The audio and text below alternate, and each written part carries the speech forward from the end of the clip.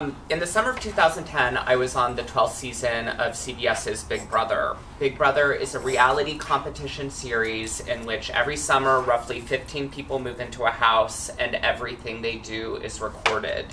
Big Brother plays 3 times a week on CBS, but what makes it unique compared to other reality shows is that there's a 24-hour internet live feed that provides its subscribers with a relatively unfettered, round-the-clock view of life inside the Big Brother house. Reality competition series tap into a neoliberal fantasy where average TV viewers will be plucked from the monotony of the day-to-day lives and achieve fame and success almost overnight. And there are rare success stories that make that dream seem achievable. For instance, the Real Housewives of New York's Bethany Frankel used the Bravo show to launch a skinny girl cocktail empire, which she sold for a whopping $120 million.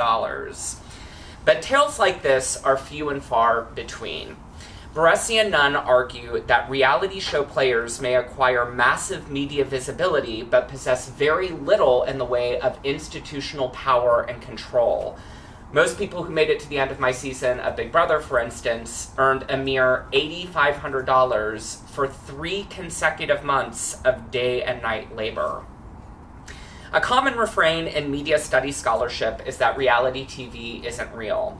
In this paper, I challenge that misconception by investigating the material and psychological repercussions of participating on a network reality series. CBS is home to 3 of the longest-running reality shows on US TV: Survivor, Big Brother, and The Amazing Race. I characterize these 3 shows as CBS's reality TV complex. The negatively connoted industrial TV complex metaphor underscores how people with power, like Les Moonves and other TV executives, use technology TV to exploit people who don't have a lot of power, like me. But how do they pull this off? I suggest that they do it through the 15 minutes of fame prophecy, where famed artist Andy Warhol argued or predicted that in the future, everybody's going to be famous for at least 15 minutes. So the 15-minute promise greases up an engine of faux-fame performativity, which is the anchoring theoretical concept that I develop in this paper. Faux-fame performativity characterizes identity-producing performances that suggest a reality show cast member has cultural and economic value. Examples of these performances include paparazzi photos at Hollywood events, large social media followings, and stories in gossip magazines. The illusion of fame or cultural relevance disguises how reality TV performers are an inexpensive and exploited form of labor. So in the first half of the analysis, I consider both the financial and emotional repercussions of participating on Big Brother, and I'll start with the financial cost. Participating on Big Brother often has a significant material impact on its players' lives. For instance, multiple Big Brother contestants have lost their jobs after bloodthirsty fans inundated employers with negative attention. Season 6 winner Maggie Osborne lost her nursing job after confessing to unsavory aspects of her past on the live feed.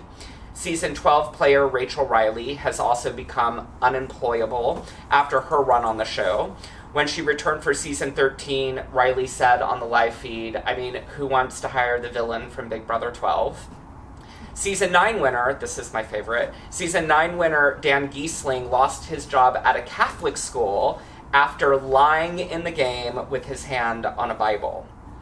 The irony is that most people agree to be on a reality show because they're enticed by potential fame and fortune, but many operate at a financial loss when participating, either because they outright lose their jobs, they get demoted after the show, or they sacrifice 3 months of salary and benefits to play.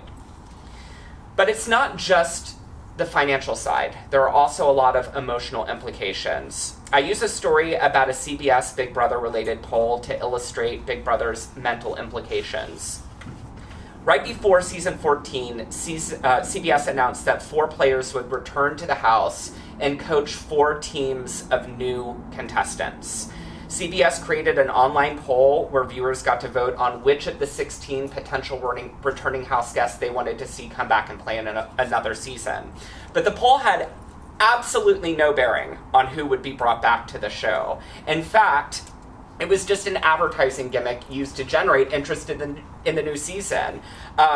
The 4 returning house guests were already in a hotel sequester waiting to move back into the house by the time CBS released the poll. CBS never asked me if I wanted to be included, but they included me anyway. And unlike other people listed in the poll, I never asked anyone on social media to go to cbs.com and vote for me. In fact, I was super annoyed that I was included without my consent. Despite these facts, Big Brother voted for me to be one of the 4 returning house guests. The fans did. And this angered a Big Brother supervillain who goes by the name of Evil Dick, who has a long history of making anti-gay comments both on the show and off of it. So here's what happens. Dick goes on Twitter and berates me because he doesn't think I'm deserving to be one of the 4 people who fans think will enter the house again, even though he knows that won't be the case. I respond in kind, and then suddenly I'm in a Twitter war with a maniac who calls himself Evil Dick. Although admittedly childish, the online argument crossed a line for me when Dick created this crazy YouTube video where he's snarling and urging his fans to locate my home address and physically harm me. So, my anxiety spirals out of control. Every time I take because the Big Brother super fandom is largely kind of crazy. Every time I go and take my dog out for a walk, I am freaked out that a Big Brother fan is gonna pop out of the bushes and try to kill me. At night, I would have to go and make sure my door was locked upwards of 6 or 7 times. Abnormal anxiety spiraled into full-on obsessive-compulsive disorder. In the paper, I argue that my anxiety issues may be linked to ongoing solitary confinement I experienced during season 12. I was sequestered in a hotel room for 2 full weeks before my season started, and when I say I was sequestered in a hotel room, I mean I was in a hotel room, I was never allowed to leave, I couldn't use the phone, I couldn't watch live TV. The only time I ever saw anybody during the day was 3 times a day when somebody from production handed me a plate of food. 2 weeks. I was sequestered again for a week before the finale. Psychiatric studies demonstrate that prolonged periods of solitary confinement lead to a specific psychiatric condition characterized by panic attacks and paranoia. And CBS offers no psychiatric help to house guests after they leave the CBS lot. In short, the implications of participating are real and consequential, but they rarely get investigated in media studies scholarship because few people have behind-the-scenes access that I was offered when I participated on the season. In the second half of the paper, I investigate queer performativity's failed repetition on Big Brother. First, heterosexuality's reproductive potential is linked to reality show capital. Showmances or on-screen romantic couplings are Big Brother's bread and butter, as they are in many reality competition series. Contestants who can performatively enact their heterosexuality are routinely featured on other CBS programs. So, for instance, season 11 showmans Jeff and Jordan were each on 2 seasons of Big Brother, along with a season of The Amazing Race, and they were featured on multiple episodes of The Bold and the Beautiful. Season 12 showmans Rachel and Brendan each played 2 seasons of Big Brother and 2 seasons of The Amazing Race. They were on multiple episodes of The Bold and the Beautiful and an episode of The Price is Right. Season 19 showmans, and by the way, season 19 was only a year and a half ago. Jessica and Cody have already appeared on a season of The Amazing Race, which they won, and multiple episodes of The Bold and the Beautiful. Entire challenges have been dedicated to Big Brother's celebration of heterosexuality and its milestones. On season 12, producers created a love-themed bowling competition called Lover's Lane that was hosted by Jeff and Jordan, the previous season's primary showmans. But this is the one that really gets me. Every time I've rehearsed this presentation, every time I get to this, it's just so over the top. On season 15, producers asked past house guest Brittany Haynes to come back for one day to announce her pregnancy to a group of people she'd never met before, and then host a baby-themed competition based on her pregnancy, where players crawled into oversized cribs and had to balance toys on a huge baby mobile. The more a house guest can performatively render heterosexuality's milestones, the more CBS rewards them with money and exposure. Sexual minorities on the program offer a bleak point of comparison. First, and this kind of reminded me of what you were saying, yes, participate, but then not really, right? So first, each season usually only includes one gay house guest, so there's rarely an opportunity for that house guest to partake in a showmance. Next, producers regularly depict queer house guests as detached from friends and family. I, for instance, was the only house guest in the final 7 of my season, and I made it to the final 5, who didn't receive a friends and family segment. And these are segments where field producers go out and interview your friends and family, show them watching the show, cheering you on, and they're super important because they help humanize a house guest outside the context of the game.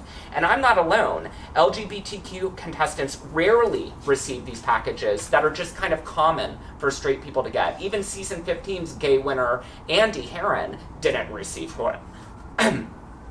Taken together, it's no surprise that producers have only invited one sexual minority to play an additional regular season of Big Brother, despite bringing returning players back 30 times in the show's 20-year history.